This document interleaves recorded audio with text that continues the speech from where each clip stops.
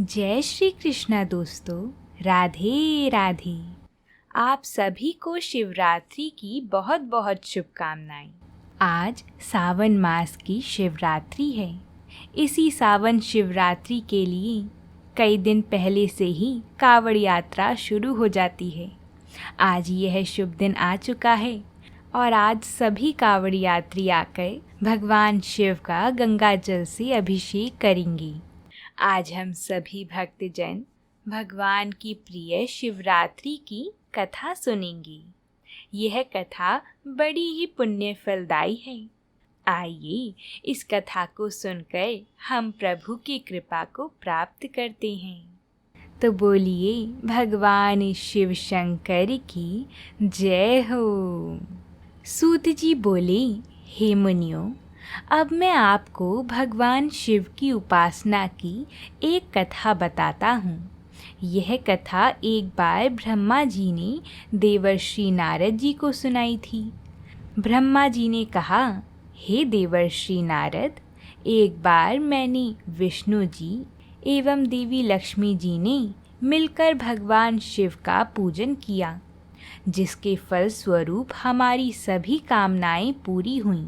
भगवान शिव का पूजन तो दुर्वासा, विश्वामित्र, दधीची, शक्ति, गौतम, कर्णाद, भार्गव, बृहस्पति, वैशंपायन, पराशर, व्यास, उपमन्यु, याज्ञवल्क्य, जैमिनी, गर्ज आदि अनेक महामुनि सदा किया करते हैं।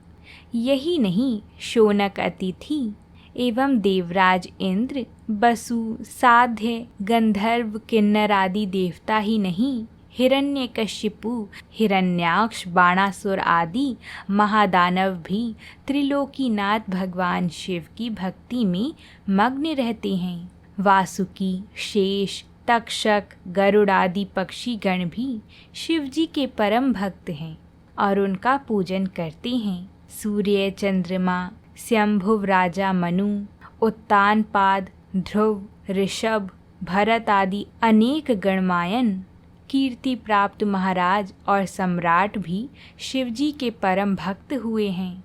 राजा दिलीप, रघुनितिग, गुरु वशिष्ठ की आज्ञा से अयोध्या के सूर्यवंशी राजा दशरथ ने अपनी रानियों के साथ भगवान शिव का पूजन किया था। तब सर्वेश्वर शिव ने अपनी कृपा दृष्टि उन पर कर अपना आशीर्वाद प्रदान किया था। शिव जी के पूजन के फल स्वरूप ही राजा दशरथ की बड़ी रानी कौशल्या के गर्भ से श्री विष्णु के अवतार श्री राम, सुमित्रा जी से शेषावतार लक्ष्मण और शत्रुघ्न एवं केकई के गर्भ से भरत ने जन्म लिया। श्री रामचंद्र जी भगवान शिव के परम भक्त थे और गले में रुद्राक्ष की माला धारण करते थे।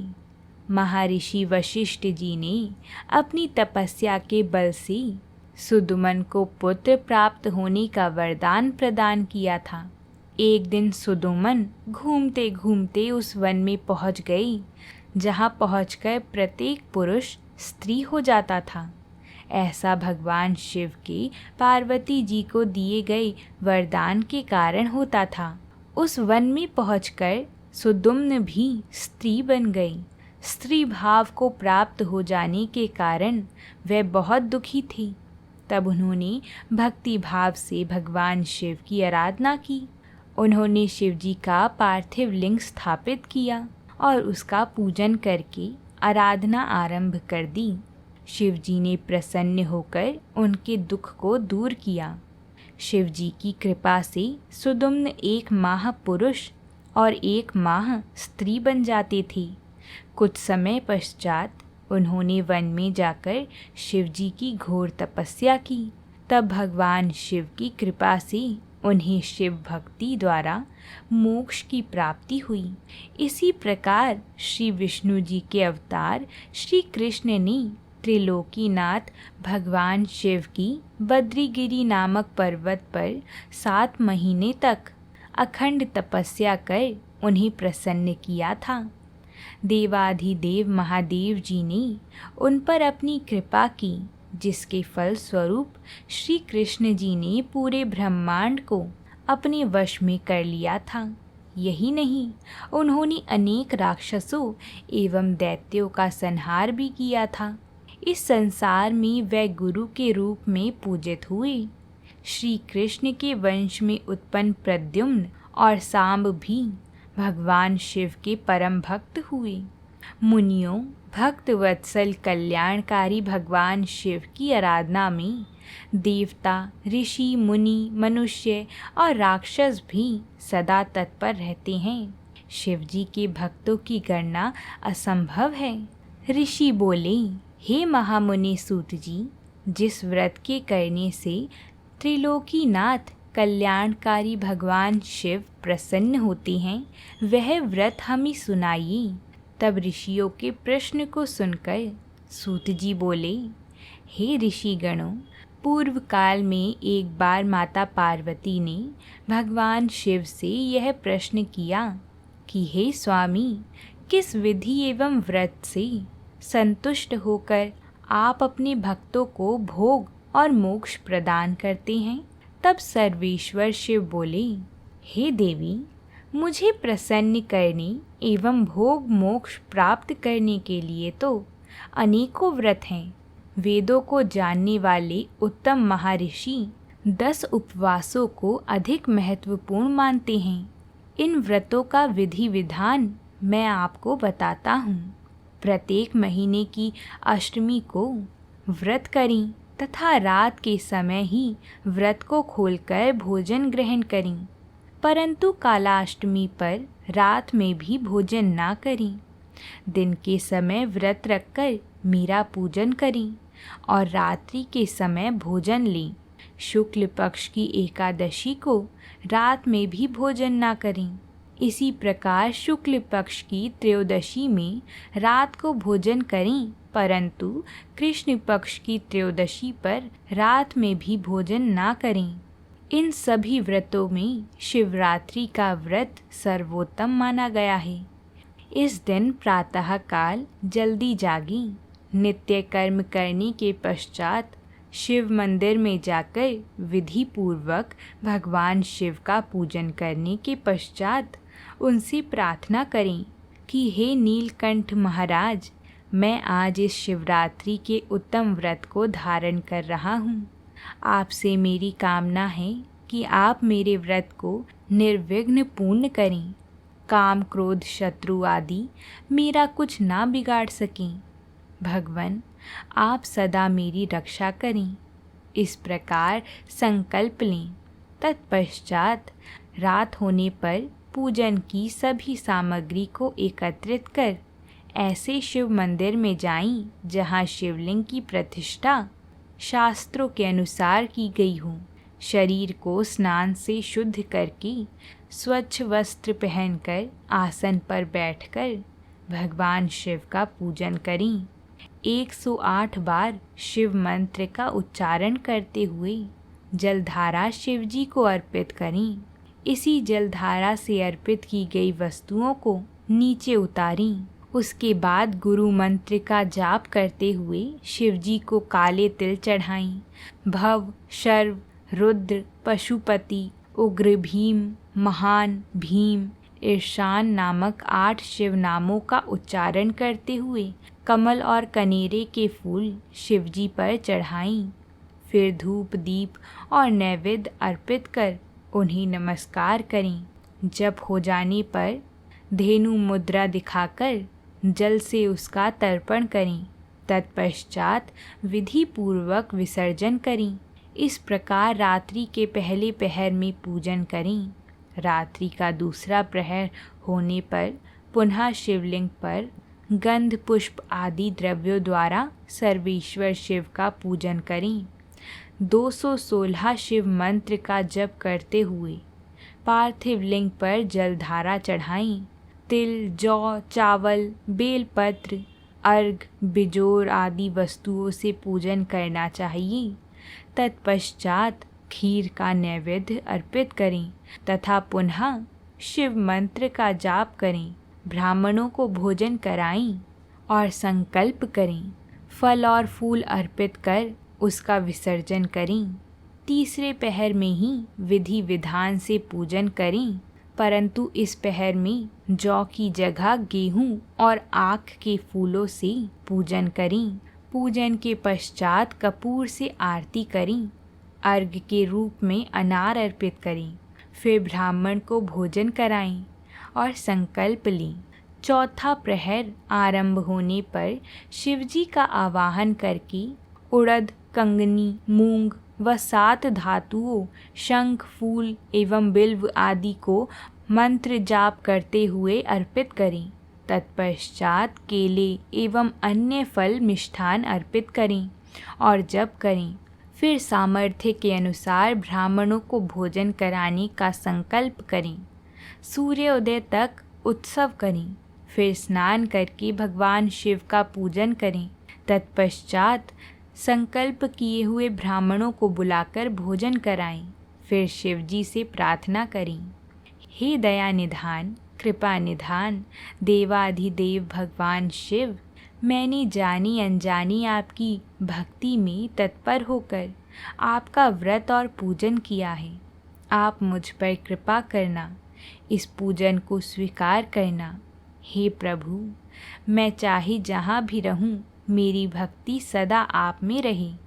यह कहकर पुष्पांजलि अर्पित कर ब्राह्मणों को तिलक लगाएं और उनके चरण स्पर्श कर आशीर्वाद लें। इस प्रकार विधि पूर्वक किए गए शिवरात्रि के व्रत का बहुत अधिक महत्व है। इस व्रत से शिवजी के सानिध्य की प्राप्ति होती है और मोक्ष पाकर वह मनुष्य सांसारिक बंधनों से छूट जाता है। इस उत्तम व्रत का महात्म्य श्री पार्वती जी एवं श्री हरि विष्णु जी ने भी सुना। फिर शिव महिमा का गुणगान करते हुए वे वैकुंठ लोक को चले गई और वहां जाकर विष्णु जी ने लोक कल्याण हेतु इस महाव्रत को किया। मैं तुम्हें शिवरात्रि की प्राचीन कथा सुनाता हूँ। सूत जी बोले, हे ऋषियों, प्राचीन काल में गुरु द्रुह नामक भील अपने परिवार के साथ जंगल में रहता था। उसका कार्य पशुओं का वध करना था। इसी तरह से वह अपने परिवार का लालन पालन करता था। एक दिन की बात है, उसके घर में खाने पीने के लिए कुछ भी नहीं था। तब उसके माता पिता एवं अन्य सदस्य भूख से व्याकुल होकर भील से बोली कि हम भूख से मर रहे हैं, कुछ खाने का प्रबंध करो। यह सुनकर उस भील ने अपना धनुष बाण लिया और शिकार की तलाश में चल दिया। संयोगवश यह शिवरात्रि का ही पावन दिन था। शिकारी दर दर भटकता रहा, परंतु उसे कुछ न मिला। धीरे धीरे रात घिर आई, परंतु उसने खाली हाथ घर ना लौटने का निश्चय कर लिया था। इसलिए वह तालाब के किनारे बैठ गया कि जो भी पशु जल पीने यहाँ आएगा उसी का शिकार कर लूँगा। ऐसा विचार कर वह बेल के एक पेड़ पर बैठ गया। रात घिर आई थी, तभी वहाँ एक हिरनी जल पीने के लिए आई। उसे देखकर भील ने अपने धनुष पर बाण चढ़ाया।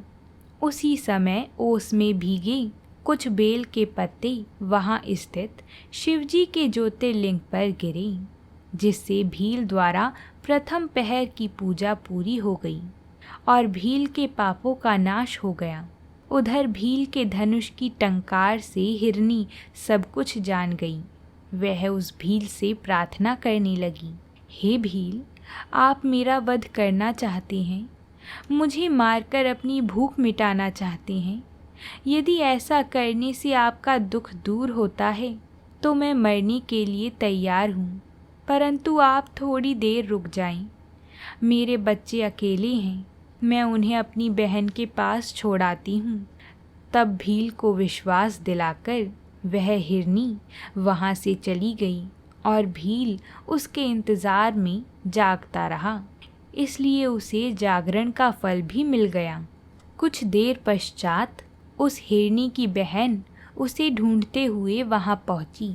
उसे मारने के लिए जब भील ने अपने हाथ में धनुष लिया तो पुनः बेलपत्र व ओस शिवलिंग पर चढ़ गई।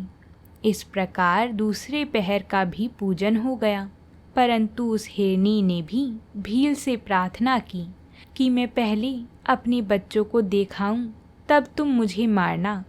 भील के आज्ञा दे देने पर वह हिरनी भी पानी पीकर वहां से चली गई और भील हिरनी का इंतजार करने लगा।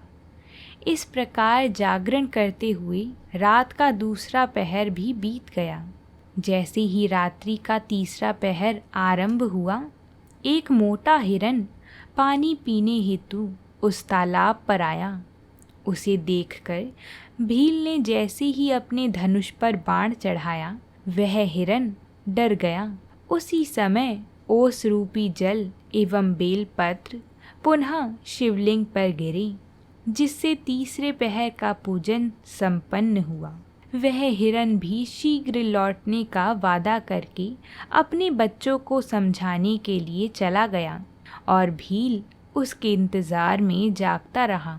उधर दूसरी ओर वह तीनों घर पर एकत्रित हुए और उन्होंने सारी बातें एक दूसरे को बताईं। जब तीनों को यह ज्ञात हुआ कि तीनों ने ही भीलराज से वादा कर लिया है, तब वे अपने बच्चों को ठीक से रहने की आज्ञा देकर वहां से तालाब की ओर चल दिए। बच्चों ने भी सोचा कि हम अपने माता पिता के बिना कैसे रहेंगे, इसलिए वे भी उनके पीछे पीछे चल पड़े। इस प्रकार हिरन, दो हिरनियां एवं उनके बच्चे एक साथ भीलराज के पास पहुँचे। इतने सारे शिकारों को एक साथ देखकर भीलराज बहुत प्रसन्न हुआ। जैसे ही उसने उन्हें मारने के लिए धनुष निकाला, एक बार फिर ओस रूपी जल एवं बेलपत्र वहां स्थित शिव ज्योतिर्लिंग पर चढ़ गई। इस प्रकार अनजाने में ही उसके चौथे पहर की भी पूजा पूरी हुई, जिसके फल स्वरूप उसके सभी पाप कर्म नष्ट हो गई और उसे ज्ञान की प्राप्ति हुई। उसने अपने मन में विचार किया कि मुझसे श्रेष्ठ तो ये पशु हैं जो परोपकार के लिए अपने प्राण न्यौछावर करना चाहते हैं, और मैं मनुष्य होकर भी हत्या आदि बुरे कार्यों में संलग्न हूँ।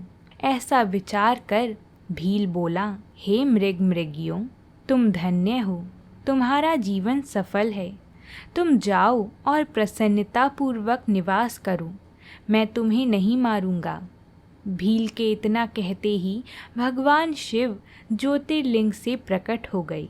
एकाएक इस प्रकार अपने सामने साक्षात देवाधिदेव महादेव जी को पाकर उस भील की आंखों से अश्रुधारा बहने लगी और उसने प्रभु के चरण पकड़ लिए। तब शिवजी ने प्रसन्न होकर कहा, हे पुत्र, तुम्हारे पूजन से मैं बहुत प्रसन्न हूँ। तुम श्रृंगवेरपुर जाकर आनंद पूर्वक निवास करो। प्रभु रामचंद्र तुम्हारे घर पधारेंगे और उनसे तुम्हारी मित्रता हो जाएगी। अंत में सुखों को भोग कर तुम्हें मोक्ष की प्राप्ति होगी।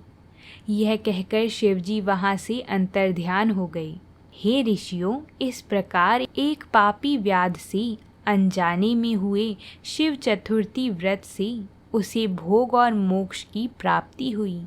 तो बोलिए भगवान शिव शंभू की जय हो।